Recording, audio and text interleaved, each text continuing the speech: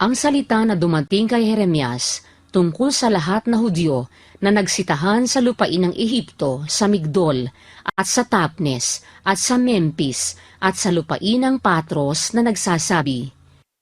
"Ganito ang sabi ng Panginoon ng mga hukbo, ng Diyos ng Israel, inyong nakita ang buong kasamaan na aking dinala sa Jerusalem at sa lahat ng mga bayan ng Huda, at narito, sa araw na ito, sila'y kagibaan at walang taong tumatahan doon. Dahil sa kanilang kasamaan na kanilang ginawa upang mungkahiin ako sa galit, sa kanilang pagsusunog ng kamangyan at sa paglilingkod sa ibang mga Diyos na hindi nila nakilala, kahit nila o ninyo man o ng inyong mga magulang man.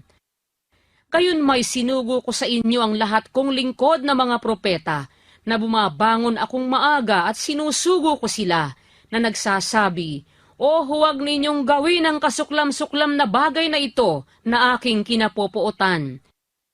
Ngunit hindi sila nakinig o ikiniling man nila ang kanilang pakinig na magsihiwalay sa kanilang kasamaan, na huwag magsunog ng kamangyan sa ibang mga Diyos.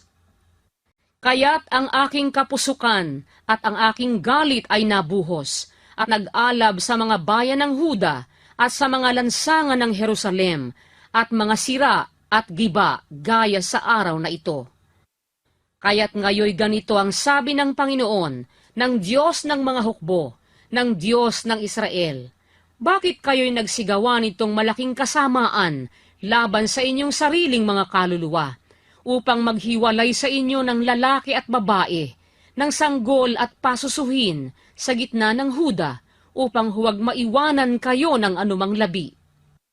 Sa inyong pagkamungkahi sa akin, sa galit, sa pamamagitan ng mga gawa ng inyong mga kamay, na nangagsusunog kayo ng kamangyan sa ibang mga Diyos sa lupain ng Ehipto, na inyong kinaparoonan na mga ibang bayan, upang kayo'y maging kasumpaan at kadustaan sa gitna ng lahat na bansa sa lupa. Inyo bagang kinalimutan ang kasamaan ng inyong mga magulang,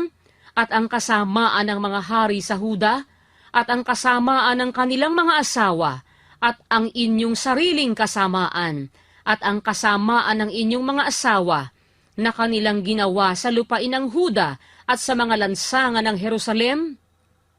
Sila'y hindi nagpakababa hanggang sa araw na ito, o nangatakot man sila, o nagsilakad man sila ng ayon sa aking kautusan, o sa aking mga palatuntunan man, na aking inilagay sa harap ninyo at sa harap ng inyong mga magulang.